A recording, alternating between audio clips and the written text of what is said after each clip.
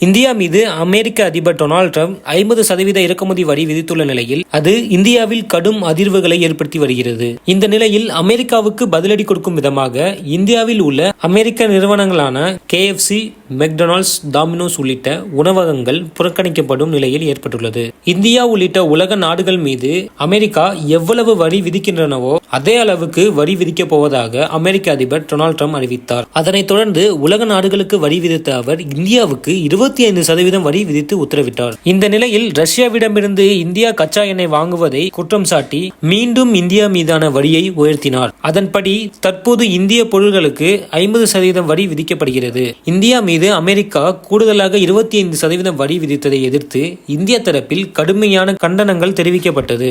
இந்த நிலையில் அது குறித்து பேசியுள்ள பாபா ராம்தேவ், அமெரிக்க நிறுவனங்கள் முற்றிலுமாக புறக்கணிக்கப்பட வேண்டும். KFC, மெக்டொனால்ட்ஸ் உள்ளிட்ட கடைகளுக்கு ஒரு இந்தியர் கூட செல்லக்கூடாது. இது நடந்தால் அமெரிக்காவில் குழப்பம் ஏற்படும் என்று அவர் கூறியுள்ளார். ஏற்கனவே பிரான்ஸ், கனடா உள்ளிட்ட நாடுகள் அமெரிக்க பொருட்களை புறக்கணித்து வருகின்றன. அந்த பட்டியலில் இந்தியாவும் இணையும் நிலை உருவாகியுள்ளது. முன்னதாக இந்தியாவில் தயாரிக்கப்படும் பொருட்கள் மட்டுமே பயன்படுத்த வேண்டும் என்று பிரதமர் நாட்டு மக்களை வலியுறுத்தியுள்ளது குறிப்பிடத்தக்கது.